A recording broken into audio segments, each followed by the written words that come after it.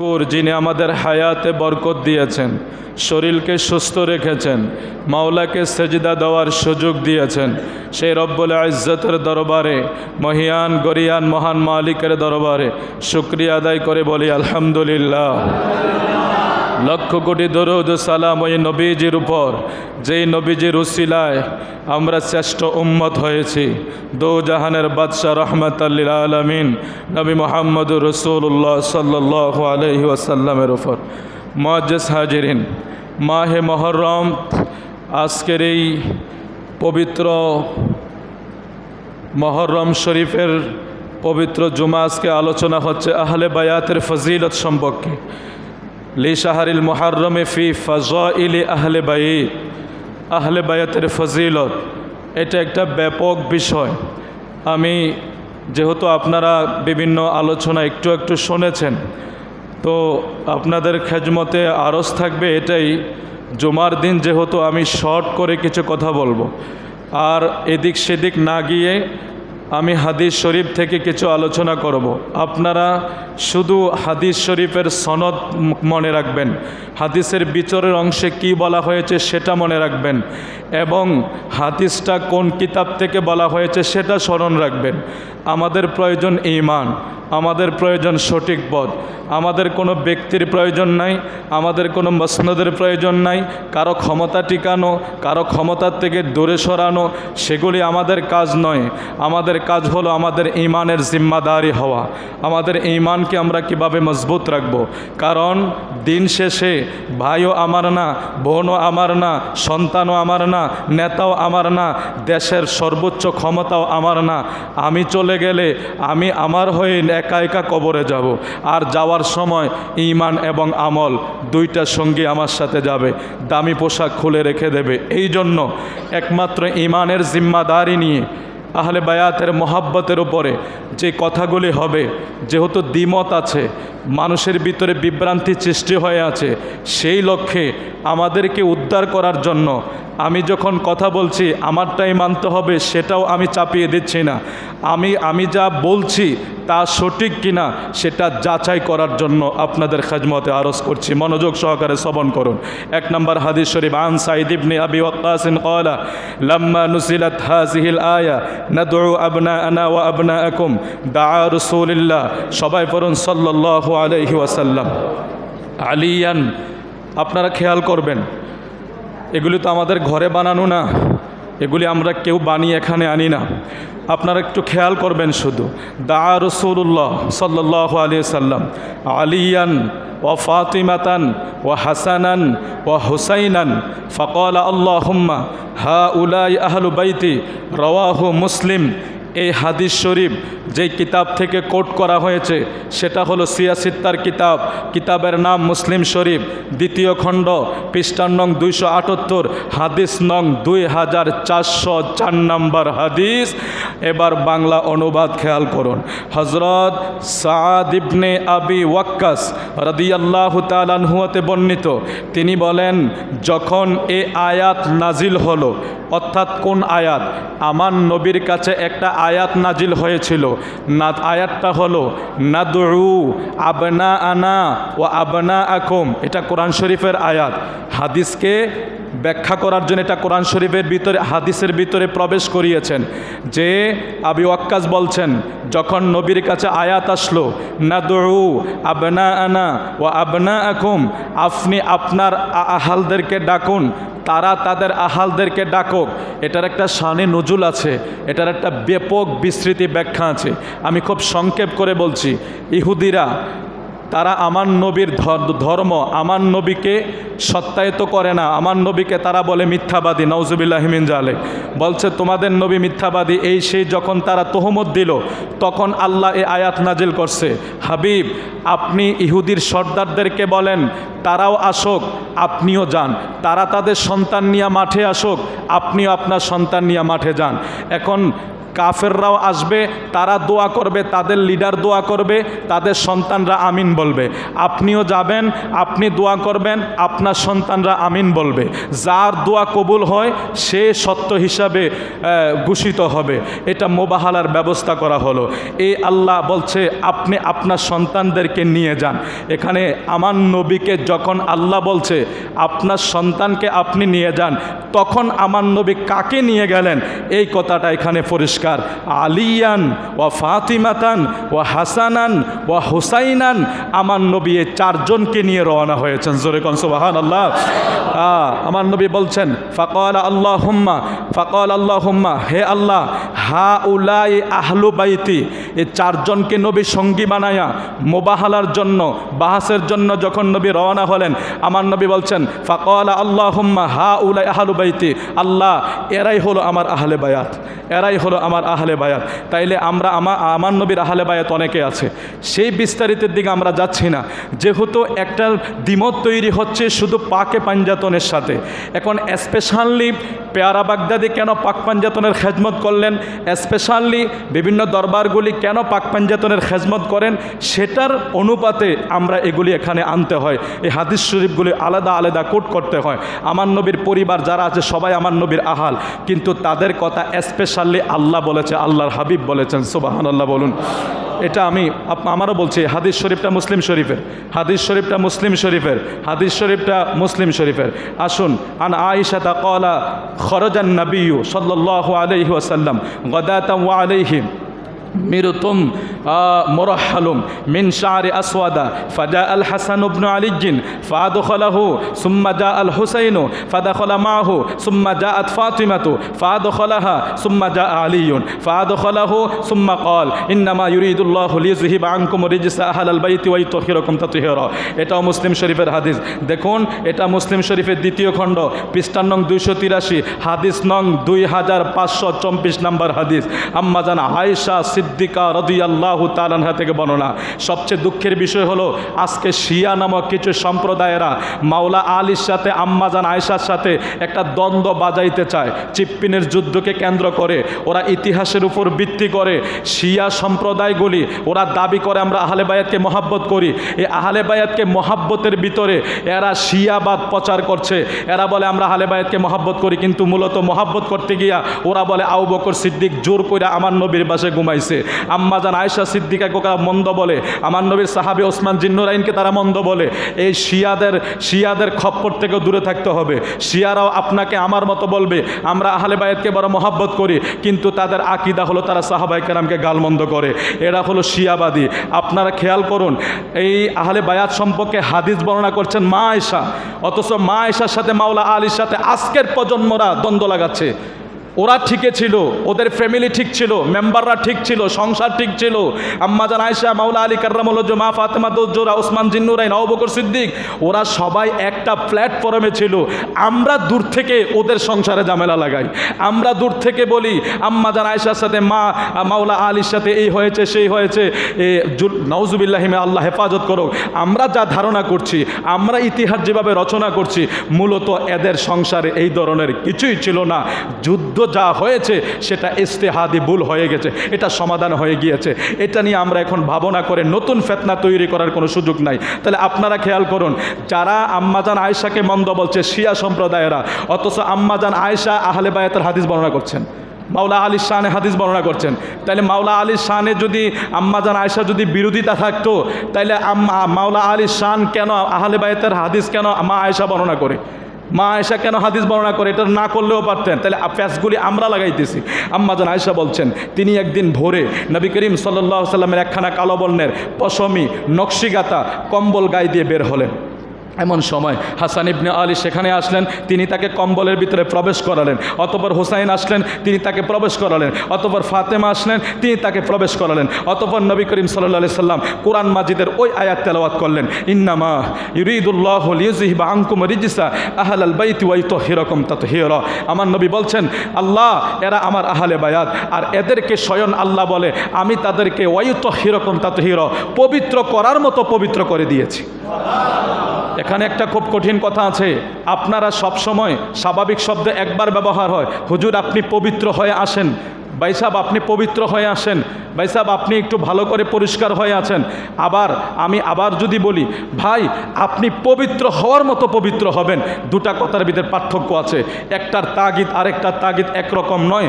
আমি বললাম একবার যদি বলি পবিত্র হও সেটার একটা তাগিদ হবে, আমি যদি বলি পবিত্র হওয়ার মতো পবিত্র হও সেটার আরেকটা তাগিদ হবে। আমরা দুনিয়ার সকল মানুষের ক্ষেত্রে ব্যবহার করি ভাই আপনারা পবিত্র হয়ে আসবেন, অথচ আহলে বায়াতের ক্ষেত্রে আল্লাহ বলছেন আমি তাদেরকে পবিত্র করার মতো পবিত্র করেছি।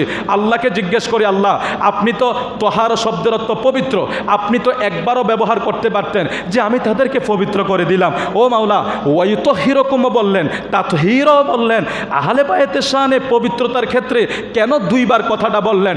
এটাই হলো আহলে বায়াতের স্পেশাল শান। আহলে বায়াত যে স্পেশাল, এরা যে স্পেশাল, আমার নবীর বংশের ফুল, জান্নাতের ফুল, দুনিয়ার বাগানের ফুল, এরা যে সবচেয়ে উঁচু মাকামের, এরা যে অনেক আলা দরজার, এই কথাটা আল্লাহ ওই কোরআনের ওই আয়াত দ্বারা ওই তহিরকম তাতহীর দ্বারা বুঝাইলেন যে আমি এদেরকে পুত পবিত্র করার মতো পবিত্র করেছি। এক শব্দ দুইবার আল্লাহ ব্যবহার করেছে, আল্লাহু আকবার কাবীরা ওয়া ইউতাহহিরুকুম তাতহীরা। এক শব্দ আল্লাহ দুইবার ব্যবহার করেছে, কাদের শানে? আহলে বায়াতের শানে। এবার আসুন আমরা আরেকটু সামনে বাড়ি। আন আবি যারিন, এই হাদিস মুসলিম শরীফের হাদিস। আন আবি যারিন আন্নাহু ক্বালা وهو آخذ بباب الكعبة سمعت النبي صلى الله عليه وسلم يقول ألا إن مثل أهل بيت فيكم مثل السفينة من ركبها نجا ومن تخلف عنها هلك رواه أحمد। হযরত আবু যার রাদিয়াল্লাহু তাআলা আনহু হতে বর্ণনা, তিনি বলেন তিনি কাবা শরীফের দরজা ধরলেন, কাবা শরীফের দরজা উনি ধরলে কি বললেন? সামিআতুন নবী সাল্লাল্লাহু আলাইহি সাল্লাম, আমি আমার নবীকে বলতে শুনেছি। আমি কিন্তু বারবার অনুরোধ করছি আপনারা, আমি সময়ের কারণে বিস্তারিত বলছি না, হাদিসের বাংলা অনুবাদ খেয়াল করবেন, হাদিসের কিতাবের নাম খেয়াল করবেন এবং যিনি রাবি তার নাম খেয়াল করবেন। আর হাদিসের ভিতরে কি বলা হচ্ছে?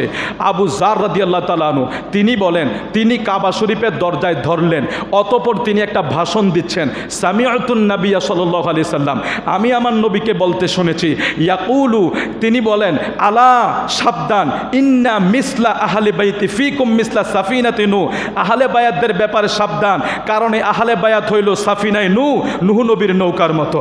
সুবহানাল্লাহ। তারপরে নবী কি বলছেন? মান রকিবাহা নাজা, এটা হলো নাজাতীদের দল, আহলে বায়াত হইল নাজাতীদের দল।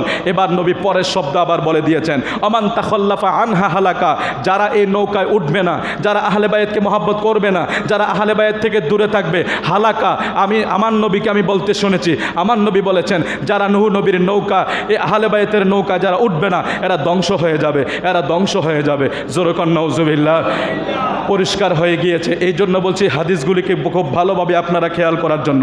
এবার আসেন, আন জাবিরিন ক্বালা রাআইতু রাসূলুল্লাহি সাল্লাল্লাহু আলাইহি সাল্লাম ফি হাজ্জাতিহি ইয়াওমা আরাফা ওয়া হুয়া আলা নাকাতিহিল কসওয়া يخطب فسمعته يقول يا أيها الناس إني تركت فيكم ما إن أخذتم به لن تضلوا كتاب الله وإترتي أهل بيتي رواه الترمذي। হযরত জাবের রাদিয়াল্লাহু তাআলা আনহু থেকে বর্ণনা, তিনি বলেন আমি রাসূলুল্লাহ সাল্লাল্লাহু আলাইহি সাল্লামকে দেখেছি। আপনারা খেয়াল করুন, হযরত জাবের রাদিয়াল্লাহু তাআলা আনহু থেকে বর্ণিত, তিনি বলেন আমি রাসূলুল্লাহ সাল্লাল্লাহু আলাইহি সাল্লামকে দেখেছি, তিনি বিদায় হজে আরাফার দিনে কাসওয়া নামক ওষ্ঠীর উপরে আরোহণ করা অবস্থায় তিনি ভাষণ দিলেন, অতঃপর তিনি ইরশাদ করছেন, ইরশাদ করতে আমি শুনেছি। হযরত জাবের বলছে কাসওয়া নামক ওটের উপরে আমার নবী যে ভাষণটা দিচ্ছেন, ওই ভাষণে আমি শুনেছি আমার নবী বলছে, ইয়া আইয়ুহান নাস, হে লোকেরা, আমি তোমাদের মাঝে এমন জিনিস রেখে যাচ্ছি, তোমরা যদি তাকে ধীরভাবে ধারণ করো তবে তোমরা কখনো পথভ্রষ্ট হবে না। তা হলো, এক হলো আল্লাহর কিতাব, আর দ্বিতীয় হলো আমার ইতরাত তথা আহলে বায়াত। জোরে কোন সুবহানাল্লাহ। এখানে একটা বিষয় আপনারা খেয়াল করে নেন, আজকে ফেতনার বেড়াজালে আমরা কারো ওয়াজে দরবার হোক, আমি কাউকে বাদ দিচ্ছি না, দরবার হোক, ফির সাহেব হোক, ইমাম সাহেব হোক, খতিব সাহেব হোক, রাষ্ট্র পরিচালনা হোক, সব জায়গায় একটা ফেতনার বেড়াজালে আমরা পড়ছি। আচ্ছা, আমার নবী ১৫০০ বছর আগে পথভ্রষ্টের শব্দটা কেন আনলেন? তাইলে বোঝা গেল আমার নবী জানে ১৪৪৬ হিজরি পর্যন্ত মানুষ যেতে যেতে প্রচণ্ড ফেতনার ধারণ করে ফেলবে, মানুষ পথভ্রষ্টতার দিকে বেশি ছুটে চলবে। ওই পথভ্রষ্টতা থেকে রক্ষা করার জন্য রসুল এই শব্দ ১৫০০ বছর আগে ব্যবহার করে আমাদেরকে সিগন্যাল দিয়ে গেলেন, সাবধান হয়ে যাও, যদি পথভ্রষ্টতা থেকে বাঁচতে চাও তোমরা আমার আহলে বায়াতের দরজায় চলে আসো, আহলে বায়াতের নৌকায় চলে আসো, আহলে বায়াতের রাস্তায় চলে আসো এবং আল্লাহর কিতাব এই কোরআনের রাস্তায় চলে আসো। জোরে গন সুবহানাল্লাহ। আমার নবী পরিষ্কার করে দিয়ে গেছেন। আরেকটা হাদিস শরীফ শোনেন, আন যায়েদ ইবনে আরকামা ক্বালা ক্বালা রাসূলুল্লাহ সাল্লাল্লাহু আলাইহি সাল্লাম ইন্নী তারিকুম ফীকুম মা ইন তামাসসাকতুম বিহি লান তাদিল্লু বাদি আহাদুহুমা আযু মিনাল আখিরি কিতাবুল্লাহ হাবলুম মামদুদুম মিনাস সামাই ইলাল আরদি ওয়া ইতরাতি আহলু বাইতি ওয়া লান ইয়াতাফাররাকু হাত্তা ইয়ারিদা আলাইয়াল হাউজ ফানজুরু কাইফা তাখলুফুনি ফীহিমা রাওয়াহু তিরমিজি। এটাও তিরমিজি শরীফের হাদিস। হযরত যায়েদ ইবনে আরকাম রাদিয়াল্লাহু তাআলা আনহু থেকে বর্ণিত, তিনি বলেন আমার রাসূল সাল্লাল্লাহু আলাইহি সাল্লাম ইরশাদ করেছেন, আমি তোমাদের মাঝে এমন জিনিস রেখে যাচ্ছি, যদি তোমরা একে ধীরভাবে ধারণ করো তবে তোমরা আমার পরে কখনো পথভ্রষ্ট হবে না। আমি আর সামনে অনেক হাদিস আছে আপনাদের সামনে তেলাওয়াত করতে, কিন্তু আমি শুধু পরে শোনাচ্ছি আপনাদেরকে। আমার নবী কি বলছে দেখেন, যে তোমরা আমার পরে কখনো পথভ্রষ্ট হবে না। তন্মধ্যে একটি হলো আরেকটা থেকে অনেক গুরুত্ব, সেটা হলো ১ নাম্বার হলো আল্লাহর কিতাব। ওই কিতাবটা এত লম্বা রশির ন্যায় যা আকাশ থেকে জমিন পর্যন্ত বিস্তীর্ণ। আর অপরটি হলো আমার ইতরাত আহলে বায়াত। এই বস্তু দুটি কখনো বিচ্ছিন্ন হবে না। অবশেষে এই দুই বস্তু হাউজে কাউসার আমার সাথে মিলিত হবে। সুতরাং তোমরা চিন্তা করো উভয়ের সাথে কি রূপ ব্যবহার করছো। জোরে বলেন আল্লাহু আকবার। এই হাদিস শরীফের ভাষাটা একটু খেয়াল করেন আপনারা। আমার নবী বলছেন যে আমি দুটা জিনিস তোমাদের মাঝে রেখে গেলাম, অর্থাৎ এটাকে তোমরা ধারণ করলে তোমরা কখনো পথভ্রষ্ট হবে না। এই দুই জিনিসের রশি এত লম্বা, আপনারা খেয়াল করুন হাদিসের শেষ অংশ। আমার নবী বলছেন এই আহলে বায়াত এবং আল্লাহর কিতাব, এই দুই জিনিস যে আমি তোমাদের কাছে রেখে গেলাম, এই দুই জিনিসকে যদি তোমরা আঁকড়িয়ে ধরতে পারো, এই দুই জিনিসের রশি এত লম্বা আসমান থেকে জমিন পর্যন্ত বিস্তৃত, এবং সেটা আমার হাউজে কাউসার পর্যন্ত যায় এই রশি ঠেকবে। জোরে কোন সুবহানাল্লাহ। তাহলে আমরা ডিপ্রেশনে ভুগি, অনেক ডিপ্রেশনে ভুগি আমরা, বিশেষ করে ধর্ম নিয়ে। তার কারণ কি জানেন? আমার মতো দাড়ি রেখে আরেকজন যখন ইয়াজিদের প্রশংসা করবে রাসূলুল্লাহর মিম্বরে বসে, তখন এই জাতি ডিপ্রেশন হবে না তো হবে কোন জাতি? আপনি ইয়াজিদের প্রশংসা করে বাসিয়ে দিচ্ছেন রাসূলুল্লাহর মিম্বরে বসে। রাসূলুল্লাহর নাতিদয়ের শান মান, আমার নবী ইসলাম ধর্ম মানুষের অশান্তির শেষ সময়কে শান্তি দেওয়ার জন্য আহলে বায়াতকে টেনে এনেছেন। আমার নবী তখন, এখনকার কথাই তো নবী ১৫০০ বছর আগে বলেছেন, আমি জানি আমার উম্মত বিপদগ্রস্ত হবে, ফিতনার বেড়াজালে পড়ে যাবে। মৌলবীদের ওয়াজে মুফতি মুহাদ্দিস, ও ভাই কারবালার ময়দানে যারা ইমামে পাকের বিপক্ষে যুদ্ধ করেছে, এরা কি ইহুদি খ্রিস্টান ছিল না? এরা কোরআনে হাফেজ ছিল, মুফতি ছিল, মুহাদ্দিস ছিল। ২২,০০০ সৈন্যের ভিতরে হাজার হাজার হাফেজ ছিল, মুফতি মুহাদ্দিস ছিল। আজকে ৬১ হিজরির কারবালার ইতিহাস আপনি আজকে ১৪৪৬ হিজরির রাসূলুল্লাহর মিম্বরে বসে ইয়াজিদের পক্ষে কথা বলছে। তাহলে আমরা এটা একটা ডিসকাস করতে পারি এই জায়গায়। আমাদেরকে যখন কেউ বলে যে ইয়াজিদ তো ভালো মানুষ ছিল, আমি তাদের কাছে একটা প্রশ্ন রেখে যাই এবং একটা দাবি রেখে যাই। আমরা আমাদের সন্তানগুলিকে হোসাইন নাম রাখতে কোনোদিন দ্বিধাবোধ করছি? হাসনাইন রাখতে দ্বিধাবোধ করছি? আমাকে হাফেজ সাহেব জিজ্ঞেস করছে যে আমার বড় ছেলেটার নাম কী রাখতাম, আমি বলছি হোসাইন রাখেন, হুজুর হোসাইন রেখে দিয়েছে। আমাকে প্রায় সময় কেউ জিজ্ঞেস করলে আমি বেশিরভাগ আহলে বায়াতের নামগুলি দিয়ে দিই। আমার মেয়ের নাম আমি ফাতেমা রেখে দিয়েছি। তো এই আমরা কখনো ফাতেমা রাখছি, কখনো হাসনাইন রাখছি, কখনো হুসাইন রাখছি, কখনো হাসান রাখছি, কখনো আলী রাখছি। আমরা তাদের কাছে দাবি করব, ভাই তোমার সাথে আমার কোনো দ্বন্দ্বের দরকার নাই, কিলাকিলি মারামারির দরকার নেই, ধর্ম বড় বিনয়ের জিনিস। তুমি যদি ইয়াজিদকে এতই ভালোবাসো, তুমি আজ থেকে একটা প্রমাণ করে যে আমার আগামী দিন একটা সন্তান হলে আমি তামরা ইয়াজিদ রাখবো। এই কলিজাটা কোন মৌলবীর আছে দেখাক, যে তার আপনাদের যাদের প্রতিষ্ঠান আছে, আমরাও প্রতিষ্ঠান চালাই, আপনাদের প্রতিষ্ঠানের খাতায় একটা বাচ্চার নাম পাইছেন এই পর্যন্ত ইয়াজিদ? কেউ রেখেছে নাম? একটা রিক্সার ড্রাইভার পর্যন্ত ইয়াজিদ নাম রাখে নাই, যার নামের উপরে এতটা কলঙ্কের ভাব পড়ে গেছে কিয়ামত পর্যন্ত এটা লানাতুল্লাহ থাকবে। আজকে আমার রাসূলুল্লাহর মিম্বরে বসে ওরা ইয়াজিদের প্রশংসা করতে করতে বাসিয়ে দেয়, আল্লাহ ক্ষমা করে দেখ, আল্লাহ ক্ষমা করে দেখ।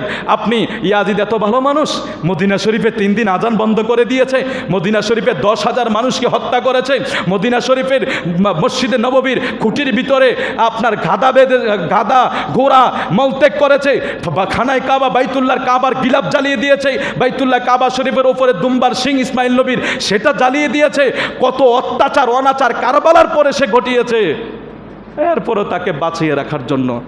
তাইলে আমার যিনি বাঁচিয়ে রাখবে, আচ্ছা ওর সাথে কি আমার যুদ্ধ করে লাভ হইব? কোনো লাভ হইতো না। এটা আমার একটা দাবি থাকবে, আপনি জাতিকে বিভ্রান্ত না কইরা আপনি জাতিকে বলেন, তোমরা যেভাবে হুসাইনকে ভালোবেসে নাম রাখো, আমরাও ইয়াজিদকে ভালোবেসে আমাদের সন্তানদের নাম ইয়াজিদ রেখে দিলাম। দেখাও কোনো একটা মৌলবী দেখাক, যে বলুক যে আমার ছেলের নাম আমি ইয়াজিদ রেখেছি।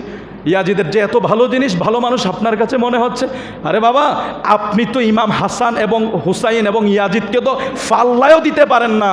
কারণ ইয়াজিদ কোথায় আর ইমামে ফাকেরা কোথায়, আওলাদে রসুলেরা কোথায়? যিনি আমার নবী, হায় হায়, আমার নবী ইমামে হাসান রাদিয়াল্লাহু তাআলা আনহুকে কাঁধে নিলেন, কাঁধে। আল্লাহ রসুলের একজন সাহাবী বলছে, হাসান তুমি কতই উত্তম, যিনি রাজা ধীরাজ, যিনি বাদশাহ, পৃথিবীর কোনো বাদশাহ তার কোনো কাউকে কাঁধে নিবে না, কারণ তিনি বাদশাহ, আর আমার নবী তো 2 জাহানের বাদশাহ। হাসান তোমার কপাল কত ভালো রে, তুমি আমার নবীর বাদশার কাঁধে উঠে বসে আছো। আমার নবী বলছে, রে সাহাবী শোনো, আমার কথা বলছো, যিনি আমার কাঁধে বসে আছে তিনি কিন্তু কম উত্তম না। সুবহানাল্লাহ, আমার নবী বলছেন। আল্লাহ আমাদেরকে বোঝার তৌফিক দান করুক। আমি আপনাদেরকে এত দ্রুত পড়েছি, তারপর 3-4টা হাদিস মাত্র পড়লাম। অনেকগুলি হাদিস আছে, সুতরাং এগুলিকে কেন আলোচনা করা হয় না? ও ভাই, তিরমিজি সিয়াসিত্তার কিতাবে তো মাদ্রাসায় পড়ানো হয়, এগুলি কেন আলোচনা করা হয় না? আপনি ইয়াজিদকে টেনে বসিয়ে দেন মিম্বরে। এই জন্য বলছি আপনাদেরকে, কারোর সাথে দলাদলি নেই, মারামারি নেই, ফিটাফিটি নেই। আমাদের শেষ সম্বল হলো ঈমান। আমরা ঈমানের সাথে কবরে যেতে চাই। আমরা ভালো গাড়ি বাড়ি একেবারে রাজার হালে চলতে হবে সেটা কখনো কল্পনাও করি না। আর কল্পনা করলে যেই বয়স থেকে টাকা হাতাই বহুত কিছু হয়ে যেত, কখনো পিছনের দিকে তাকাই না। মোতলে সাহেব আজকে বেতন দিছে, আজকে মাসের কয় তারিখ? 19 তারিখ না 19 তারিখ। আমি আমার খেয়াল নাই বেতনের কথা। ও মতল এসে বলতো, হুজুর আপনি তো টাকাটা চাই। তো আমি তো মনে করছি টাকা মনে দিয়ে লাইছে, মনে বলি আর কি, এমনি বলেন। তো এই কখনো এই ধরনের লোভ লালসায় পড়ি না। আওলাদে পাকদের মহাব্বতের কথা আপনাদেরকে শুনিয়েছে। আমাদের কোনো স্বার্থ নাই, 1 টাকার গদি বসার কোনো কিছুর স্বার্থ নাই, শুধু ইমানের জিম্মাদারি নিয়ে কথা বলেছে। এই জন্য আপনাদের কাছে খেদমতে অনুরোধ করব, আহলে বাইতের প্রতি যথেষ্ট আপনার অনুরাগী হতে হবে। আপনারা বেশি দূরে যাবেন না। যারা ইংরেজি শিক্ষিত আছেন আপনারা বেশি কিতাব পড়া লাগবে না। যারা ইংরেজি শিক্ষিত আছেন আপনারা শুধু আমাদের ডক্টর আহমদ পেয়ারা বাগদাদি হুজুরের লিখিত কিতাবগুলি পড়েন। হুজুর যতটা সহজে বুঝিয়েছেন, এখনকার আমাদের যে জেনারেশনটা আছেন ভাই, আপনারা যারা যুবক আছেন, আপনাদের পায়ে ধরে আপনাদেরকে বলি, কোনো শায়েক পায়েক আপনাদেরকে কবরে আপনারা আসবে না। এই আহলে বায়াতের মহব্বত আপনি আঁকড়িয়ে না ধরতে হলে আপনি যদি সহজে বুঝতে চান, আমি মনে করব যে বর্তমান পেয়ারা বাগদাদি হুজুরের যে শার্টগুলি উনি কিন্তু বিভিন্নভাবে বুঝিয়েছেন। আপনি যদি ইংরেজি শিক্ষিত হন আপনি সেটাও নিতে পারেন, কারণ উনি ইংরেজি শিক্ষিত ছিলেন, আপনাকে সেভাবেও বুঝিয়ে দিয়েছে। আপনি ওই শার্টগুলি কিতাবগুলিও পড়তে পারেন, শর্টভাবে সেখানে দেওয়া আছে। আমার পরিশেষে অনুরোধ থাকবে, আহলে বায়াতের দামান যাতে আমরা ধরে রাখতে পারি, যেটা আমার নবী আমাদের শেষ সম্বল হিসাবে পথভ্রষ্ট থেকে বেঁচে থাকার জন্য দিয়েছে। আল্লাহ কবুল করুক, জোরে বলে আমিন। আরও জোরে বলুন আমিন। মুআজ্জাজ হাজিরিন, দুর্ঘটনা আসলে সব জায়গায় হয়, আমাদের এখানেও হয়ে গেল। আর কিভাবে হলো সেটা কেউ মাথায় আমরা নিতে পারি না। ফকির বাজার তো বাজারের মসজিদ, তো দুর্ঘটনা হয়ে গেলে কি আর মাথায় বুদ্ধি এনে লাভ হবে নাকি? হয়তো আগের তালা ছোট ছিল, এখন মতো এসব বড় তালা লাগাইছে।